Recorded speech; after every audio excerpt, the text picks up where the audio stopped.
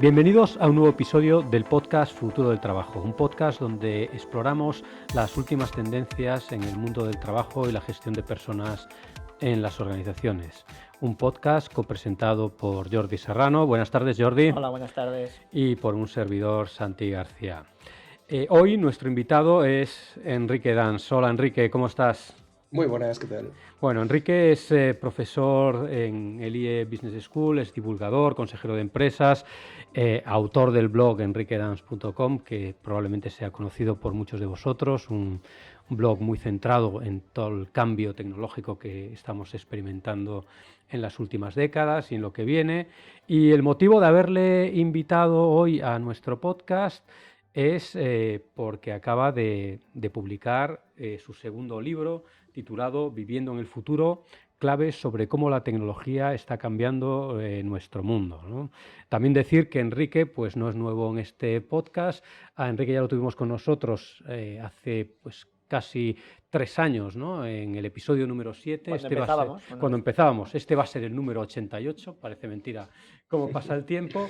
Y la verdad es que Enrique también es una persona pues, que yo conozco desde hace mucho tiempo, ¿verdad, Enrique? Tiempo inmemorial. Tiempo inmemorial. No reveles nada porque va a ser peor. Sí, como alguien empieza a echar números, puede llegar a conclusiones preocupantes. Sí. Pero bueno, como siempre, es un placer tener en las ondas a un grandísimo experto y al mismo tiempo un amigo. Enrique, como decíamos, acaba de publicar su segundo libro. El primero lo publicó en el año 2010, titulado Todo va a cambiar, tecnología, evolución, adaptarse o desaparecer. Y parece ser que, tal como predecías, ¿no?, en el título de tu libro, pues todo ha cambiado, ¿no? ¿Cómo lo ves? Bastante, ¿no? Yo diría que sí. La verdad es que es curioso porque el libro, hombre, si piensas en un libro de perspectiva tecnológica de 10 años, pues la verdad es que debería estar, pues eso, como muy amortizado, ¿no? Y sin embargo es curioso que sigue teniendo pues como 200 visititas al día en la edición online que creé, porque lo puse online y le añadí, pues eso, vídeos, enlaces, cosas por el estilo que no se podían poner en aquella época en las ediciones de un libro, ¿no? Y sigue teniendo sus, eso, más o menos, entre 200, 250 visititas al día, que es curioso, ¿no? Te lleva a pensar, y hombre, pues tampoco la lié tanto o hice predicciones demasiado absurdas. Sí se me fue un poco el elemento que introduzco en este segundo libro, ¿no? Hasta qué punto se podía llegar a pervertir, se podían llegar a pervertir o podían llegar a ser actores, si quieres, peligrosos o qué mal se iban a regular determinados actores, ¿no? Pero eso es un poco todo lo que se quedó fuera, creo yo. Claro, pero realmente yo creo que la clavaste bastante, ¿no? Si tuvieras que resumir, ¿no? Pues identificar 3, 4 cositas como los cambios más significativos a los que hemos asistido a lo largo de esta última década, ¿cuáles destacarías, Enrique? Yo creo que el cambio fundamental es la digitalización en todos sus extremos, ¿no? O sea, en aquel momento, hace 10 años, pues sí, todo el mundo sabía ya lo que era Internet, o bueno, casi todo el mundo sabía lo que era Internet y entendía un poco lo que podía hacer con ello, pero no era tan sencillo pararse a pensar la reorganización o rearquitectura, si quieres, si es que esa palabra existe, creo que no, que íbamos a presenciar de las cadenas de valor, ¿no? Hasta qué punto iban a darse la vuelta a determinadas cadenas de valor o a ser reinventadas o a aparecer todo ese fenómeno que se ha dado en llamar la disrupción, que es una de las palabras más abusadas últimamente. Sí, pero que la realidad es que prácticamente ningún sector hoy en día está libre de ella, ¿no? Sí, curiosamente algunos pues lo encontraron relativamente pronto y se dieron cuenta relativamente pronto del tema, y otros evidentemente no. O sea, recuerdo que en la época del primer libro hablaba bastante y utilizaba bastante como ejemplo a la industria discográfica. Y también fue una temporada en la que escribía sobre ello constantemente en mi página, ¿no? ¿Tú te imaginas si la industria discográfica hubiese enviado a sus directivos a descargarse música de Napster cuando Napster apareció? Iros ahí, bajaros todo lo que os dé la gana y entended por qué la gente utiliza eso, ¿no? ¿Qué habría ocurrido? Sí. Es que habrían inventado Spotify 10 años antes como mínimo. Y se habrían ahorrado pues eso, un montón de tiempo de sufrimiento, de crisis, de lobbying para cambiar las leyes, de persecución de sus usuarios. Imagínate toda la merdé, con perdón, que nos habríamos ahorrado, ¿no? Has dicho, Enrique, que la palabra disrupción es un poco abusada, ¿no? ¿Por qué dices eso? Sí, porque se usa un poco para todo, ¿no? O sea, se pone como apellido a cualquier cambio. Un cambio automáticamente, la gente ya no habla de cambios, habla de cambios disruptivos, ¿no? Cuando, hombre, en realidad muchos cambios son incrementales, puros y duros, son algo natural, normal. La disrupción no es tan frecuente como algunos creen y supone un cambio de leyes básicas, ¿no? Es otra cosa, no es simplemente cualquier cambio. Sí, sí, supone una alteración de las reglas del juego fundamentales, ¿no? De un sector, de una industria. Claro, pero por otro lado, cuando le pones el apellido disruptivo, parece como que vende mejor y Sí. eres más gurú del tema, ¿no? Sí, Con lo sí. cual, pues se usa bastante. Bueno, asusta más y la gente se fija más, ¿no? Sí, posiblemente. Somos un poco así, ¿no? ¿Algún otro cambio que tú señalarías desde que escribiste tu primer libro en el año 2010? Sí, sin duda, la variable medioambiental, lo que llamábamos hasta ahora cambio climático y que ahora ya no se llama cambio climático. Yo siguiendo una directriz que marcó The Guardian hace algunos meses, esto ya no es un cambio, esto es la emergencia climática, ¿no? Esto es pues esa variable creo que es importantísima porque hace 10 años pensábamos realmente que el crecimiento era sostenible y aunque había evidencias de lo contrario, la mayor parte de la gente era muy escéptica con esas evidencias y pensaba bueno, que sí, que a lo mejor mis nietos, ya veremos, ya se arreglará, etcétera, etcétera, ¿no? Que de alguna manera se iba a solucionar. Y el otro gran cambio yo creo que es la irrupción del machine learning o de la inteligencia artificial, según como lo quieras denominar, ¿no? Es decir, el cambio en la percepción de lo que es un ordenador, realmente. O sea, un ordenador como máquina que le suministrabas datos y la programabas y te daba unas soluciones, y que ahora pues curiosamente se ha invertido, ¿no? Ahora le suministro datos y le suministro las soluciones anteriores que me generaron esos datos y me generan las propias reglas de programación, ¿no? Claro. Y eso es importante porque vas a ser un aparato muchísimo más dinámico, capaz de hacer, de automatizar de unas maneras muchísimo más sofisticadas y con posibilidades que todavía estamos empezando a rascar su superficie. Sin duda cambios profundos, ¿no? Que están alterando bastante nuestra sociedad, nuestra realidad diaria, sobre los que tú pues llevas escribiendo durante todos estos 10 años, pero al final, ¿qué es lo que te ha llevado a escribir este segundo libro? Porque tú escribir por escribir, desde luego, no será, ¿no? No me callo ni debajo del agua, eso es verdad. Yo creo que el blog tiene un formato muy perecedero. Para mí no, pero para mi lector generalmente sí. O sea, la inmensa mayoría de mis lectores, mi página es una página en la que la mayor parte de los lectores son parroquianos, son gente habitual, son gente que viene todos los días o muchas veces a la semana a tomarse un café ahí, apoyarse en la barra y hablar conmigo, con Gorky, con Cregan, con los distintos comentaristas habituales de la página. Tengo un cierto volumen de paracaidistas, de gente que me encuentra por Google y aterriza por ahí, ¿no? Pero no son muchos. O sea, eso es una página muy, muy de cierta fidelidad, ¿no? De parroquia. Y para mí es una página que en realidad su valor está en el archivo. Yo siempre digo que cuando alguien entra en mi página, lo menos importante es lo que yo he escrito, ¿no? Lo que de verdad vale la pena son los enlaces. Claro. Y por eso trufo absolutamente de enlaces todas mis entradas, porque el valor que tiene para mí es que yo soy el usuario máximo de la caja de búsqueda de mi página. Entonces, cada vez que quiero hablar de un tema, escribir un artículo, hacer una presentación, lo que sea, entro a una búsqueda y obviamente lo que yo escribí ya me lo sé. A donde me voy es a los enlaces, ¿no? Entonces, para mí sí tiene una vida relativamente larga, pero para el usuario medio de mi página es una lectura al día. Entonces llega un momento en que dices, ese formato tan perecedero estaría bien ponerlo en forma de algo que se pueda poner en una estantería, ¿no? O que alguien pueda leer de una sentada. Y por eso viene a salir. La verdad es que los libros, las 2 veces que me he enfrentado a la tarea de escribirlos, son ellos los que piden paso. O sea, no decido escribir un libro. O sea, el libro empieza a dar pataditas y dice, yo voy a salir. Y de ahí viviendo en el futuro, ¿no? Un título que tiene truco, porque cuando empiezas a leer tu libro, lo primero que te preguntas es si realmente tenemos un futuro. Efectivamente, o sea, la primera parte es muy existencial, si quieres es incluso desagradable de leer, yo creo, o sea, es dura, Ujú. te pone en la tesitura de si eras un escéptico climático, es posible que ni siquiera sigas leyendo, yo creo que puedo perder a algún lector con el primer capítulo tal y como quedó al final. No sé, estoy todavía pendiente de ver la reacción de mi padre, que desde que le mandé el libro, pues todavía no me ha vuelto a llamar. Eso me preocupa, porque esto hace una semana y normalmente con mi padre hablo muy a menudo, pero claro, mi padre ha trabajado toda su vida en la industria petrolera, con lo cual pues no sé todavía si me sigue hablando o no me sigue hablando.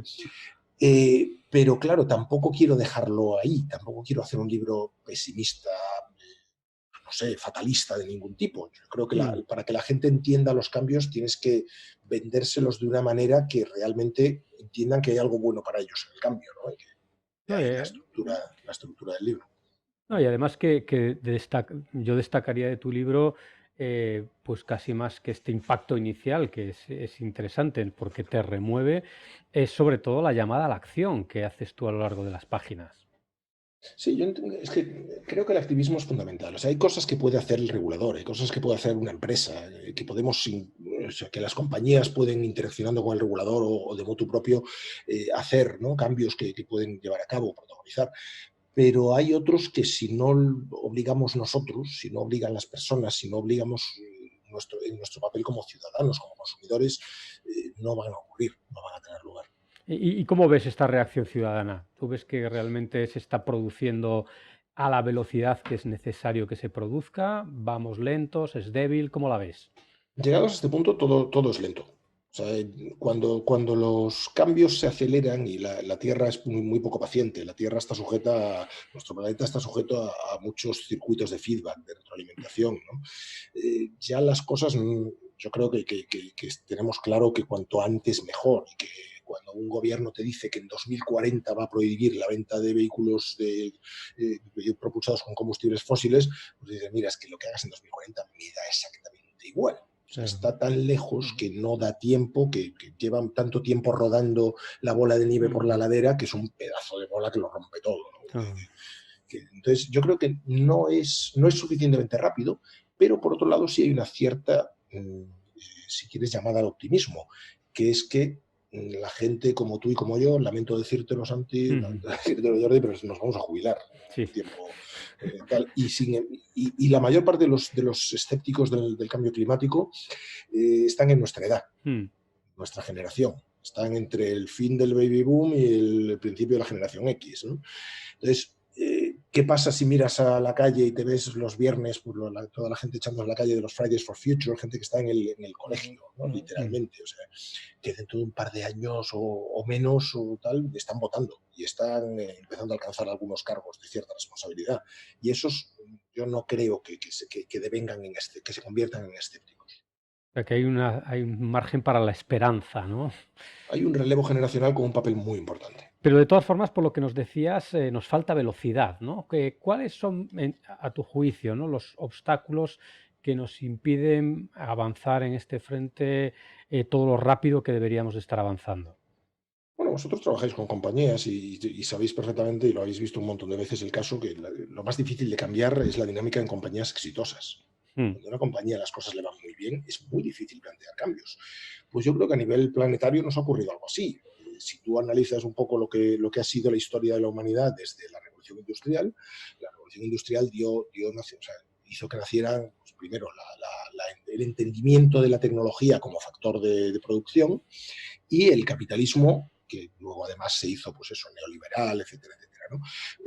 ¿Qué ocurre con esa combinación de cosas? Pues que han sido Mm. impresionantes. O sea, nos han brindado el progreso más brutal que hemos experimentado como civilización en toda la historia, ¿no? O sea, hemos pasado, pues eso, antes de la revolución industrial éramos todos, pues, feos, bajitos, vivíamos poco y generábamos poco dinero, ¿no?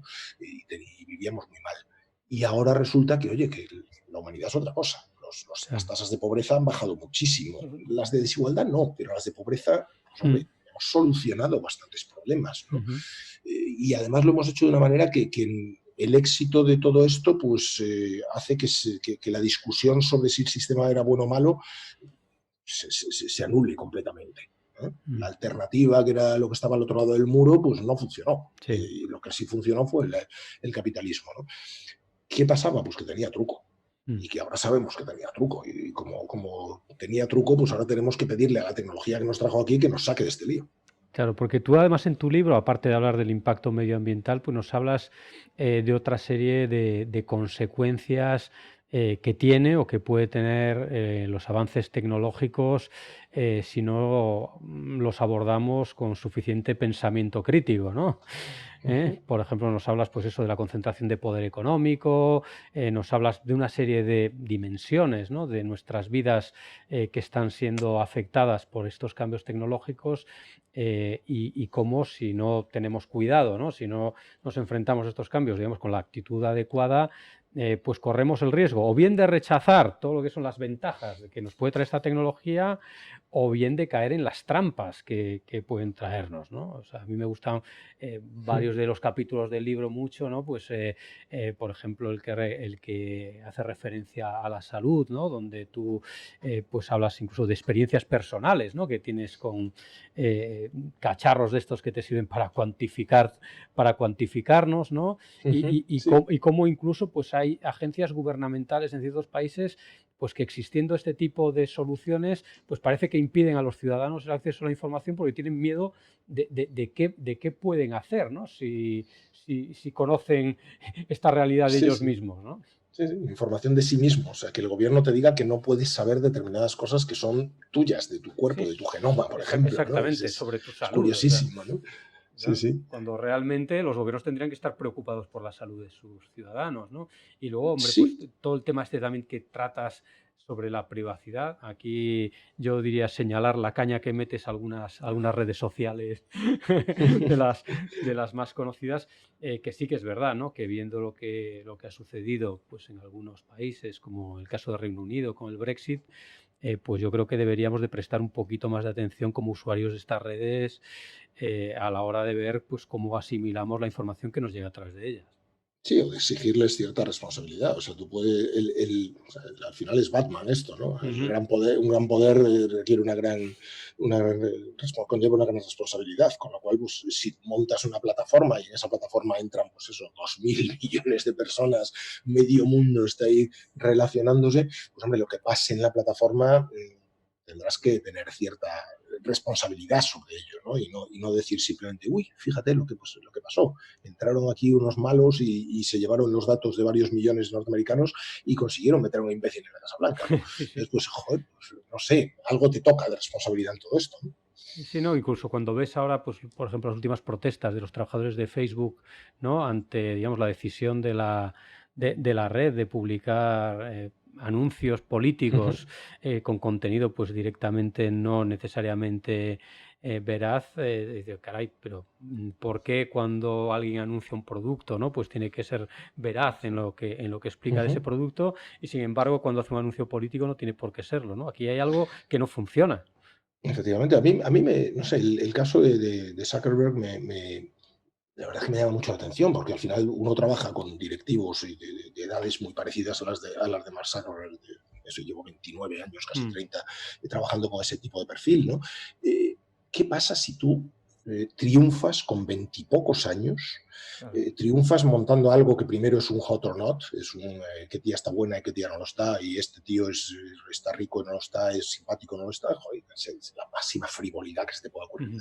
de aplicación. De ahí pasas a un Facebook, a un libro de caras para poder entrar y relacionarte con tus amigos y con tu promoción y tal, que sigue siendo un uso pues, aplicado a un campus bastante frívolo. Con eso te haces multibillonario y durante toda tu trayectoria no te asesoras con nadie, no tienes Mm, ningún jefe del que aprender, no tienes ni nada, ni perrito que te ladre. Las decisiones las tomas tú todas y es más, mantienes un nivel de propiedad de las acciones, del derecho a voto de las acciones, que te confiere un poder omnímodo, ¿no? ujú. O sea, ¿qué podría ir mal? Entonces, claro, el que podría ir mal es imaginarnos a Mark Zuckerberg con su sombrerito de aprendiz de brujo y su varita dando golpecitos para aquí y para allá y, uy, fíjate lo que ha pasado, he inundado esto y fíjate, la escoba está trayendo más cubos de agua, ¿no? Uy, qué barbaridad, qué cosas pasan, ¿no? Me estoy empezando a mojar los pies. ¿Verdad? Es curioso, ¿no? Entonces, claro, llega un momento en que ya no es él y que se mojen los pies, es que es la sociedad la que se lo afea, los políticos los que lo llaman a comparecer y ya ahora mismo sus propios empleados, los que le escriben cartas abiertas. Sí, Oye, pues no sé, ¿no? Alguna señal deberías poder pillar, ¿no? De lo que está ocurriendo. Sí, porque en esta línea Twitter acaba de anunciar, corrígeme Enrique, pero Twitter acaba de anunciar que quita digamos, la publicidad política, ¿no? Sí, sí, que renuncia a unos ingresos porque no sabe cómo controlarlo. Es más, incluso puede que la decisión sea discutible. ¿Qué pasa si tú quitas la publicidad política? Es decir, no aceptas dinero de candidatos ni de partidos para que se anuncien en tu red. Pues que, hombre, puede que elimines una parte del problema, pero indudablemente habrá candidatos que intenten no anunciarse, sino falsear esos anuncios. Es decir, crear cuentas falsas para simular que son militantes tuyos absolutamente enfervorecidos o militantes de otro absolutamente defraudados o simular conversaciones, lo que llaman toda esta idea del astroturfing, de eres más falso que el césped artificial, ¿no? Entonces, pero claro, también es verdad que si te tienes que centrar en métodos que sean algorítmicos hoy en día para descubrir ese tipo de maniobras, digamos, actuaciones no genuinas o coordinadas no genuinas, como se le llama ahora, ¿no? Pues hombre, mejor estás, en mejor posición estás para descubrirlas si el que puede estar al otro lado no te está pagando una pasta. Oye, otro tema que tratas en tu libro que yo creo que es muy interesante, además tú nos puedes dar una buena perspectiva, pues como docente que eres, es el tema de la educación, ¿no? El capítulo 7 de tu libro, La buena educación, pues habla un poquito de esto. ¿Cómo ves tú lo que está haciendo el sistema educativo y qué crees que tendría que cambiar en él, pues para ayudarnos, ¿no? En esta acción coordinada, conjunta que tú propones o si nos propones en tu libro. Sí, yo creo que el problema es que la educación sigue siendo muy parecida como era, pues eso, cuando tú y yo empezamos en Mm. parvulitos, o incluso cuando nuestros padres o nuestros abuelos empezaron a ir al colegio. Y eso que nosotros tuvimos suerte, Enrique, ¿eh? Que Sí, dentro de lo sí, que cabe nosotros estábamos en un caímos colegio, donde la caímos. verdad. Sí, sí, estábamos en un colegio de la mar de puntero y de pionero en aquella época, ¿no? Mm. Pero sí, sí, vamos, a cualquiera que le contemos que aprendimos las fórmulas del periodo de un péndulo, Sí. mirando un péndulo y contando y apuntando, ¿no? Ujú. Tiene su aquel. Totalmente. Pero curiosamente, la metodología total, digamos, la forma de estudiar, pues no ha cambiado gran cosa. No. Es más, si aparece un colegio e intenta que los niños no memoricen y intenten estudiar de otra manera, más entendiendo las cosas, etcétera, se encontraría con un problema. Y es que unos años después evaluarían a esos niños en un examen que se llama, ahora cómo se llama, PAU, ¿no? Sí, Prueba de la acceso selectividad, universitario, sí, la la selección. selectividad de toda la vida, ¿no? Pues claro, esa me temo que lo que más cuenta es la memorización en muchas de sus asignaturas, de sus partes del examen, ¿no? Entonces tendrías un problema. Entonces, ¿qué tiene que cambiar en la educación? Primero, la evidencia de que en un mundo en el que la información está accesible en un clic, pues la memorización no tiene sentido y lo que vamos a memorizar es lo que el algoritmo RFV nos diga que memoricemos. Lo más reciente, lo más frecuente o aquello a lo que le des más valor, ¿no? Y eso va a ocurrir de manera natural, sin que tengas que apoyar tus codos delante de unos apuntes y memorizarlos en plan, ¿no? Casi con musiquita para que se queden mejor, ¿no? Tengo amigos que estudiaban con música para que se les quedase asociado a Con determinadas el partes de ritmo, una ¿no? canción. Sí, sí. Y es más, cuando un opositor canta un tema, le llaman así, cantar un tema delante del tribunal, porque lo haces con un soniquete que parece una canción, ¿no? Entonces, esto es absurdo. Tendríamos que pensar si realmente, ¿qué hay que hacer para ser juez en este país, por ejemplo? Pasarte 4 años metido en tu casa y renunciando a toda interacción social y seguramente a partes básicas de tu higiene, ¿no? Para aprenderte de memoria un montón de cosas, ¿no? Y luego cantarlas delante de un tribunal. ¿Eso te hace un buen juez? ¿Te convierte en un buen juez? Seguramente no, ¿no? Entonces, habría que cambiar todo eso, habría que cambiar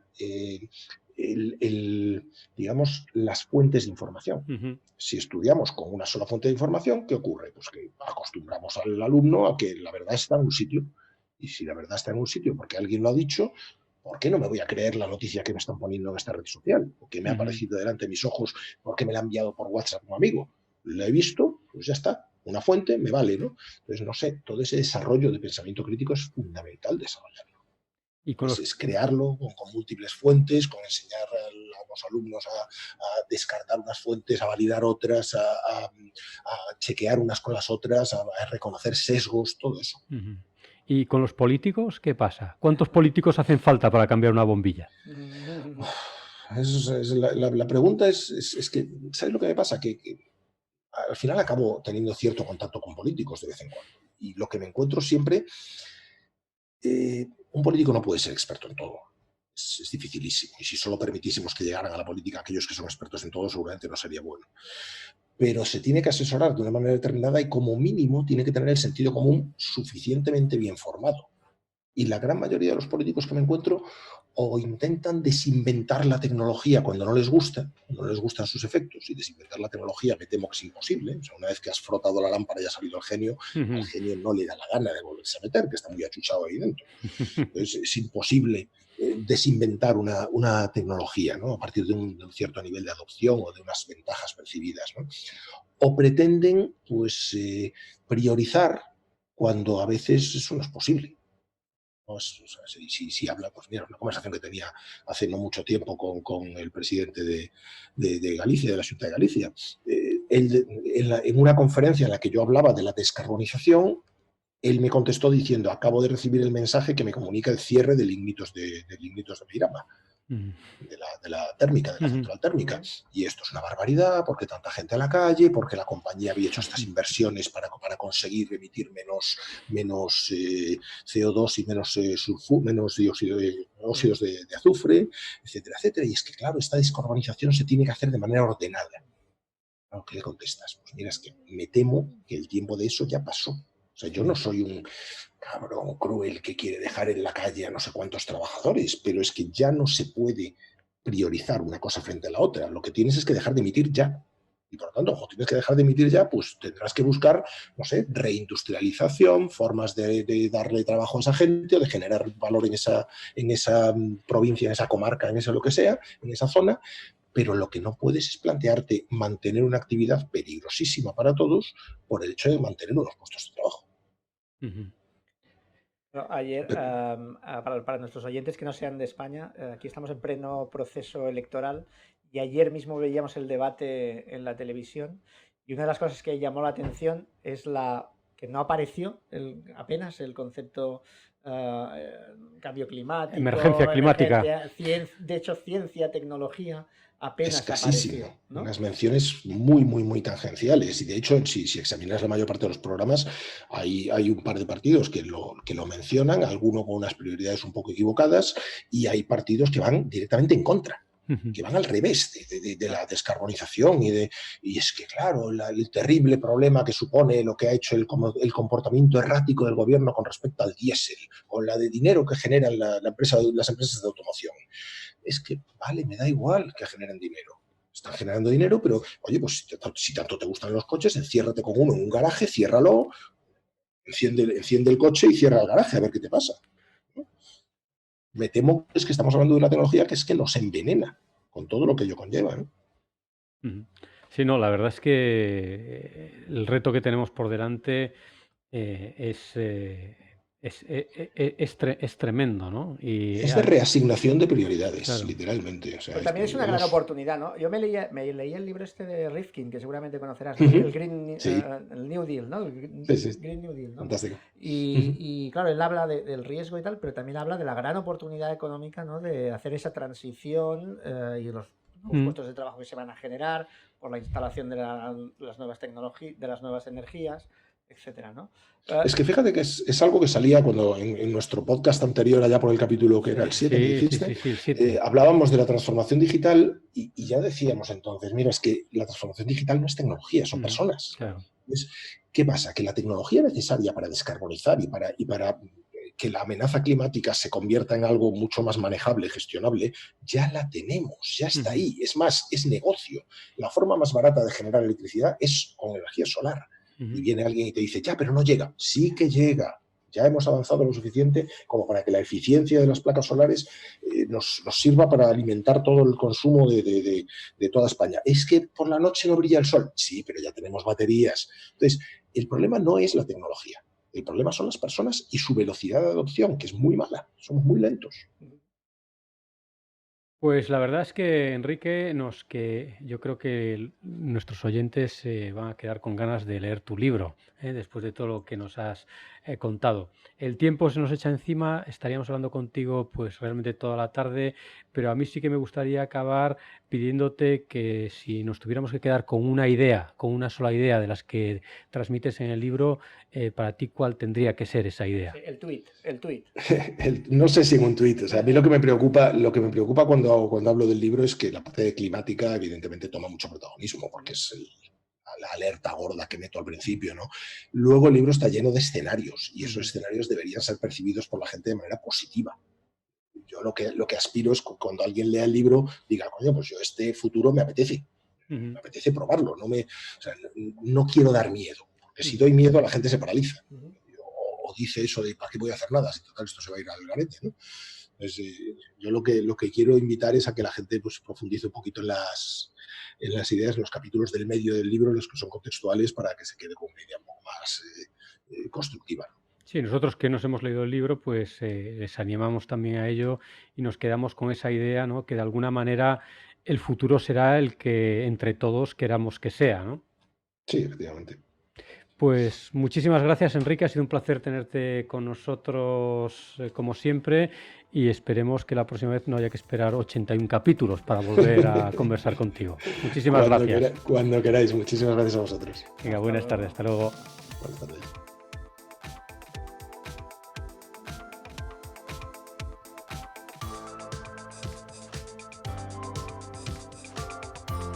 Hasta aquí este episodio del podcast Futuro del Trabajo. Os invitamos a suscribiros en iTunes, iVoox, Spotify y el resto de plataformas habituales. También os invitamos a visitar la web de nuestro observatorio, www.futureforwork.com, donde encontraréis más contenido sobre el futuro del trabajo y la gestión de personas.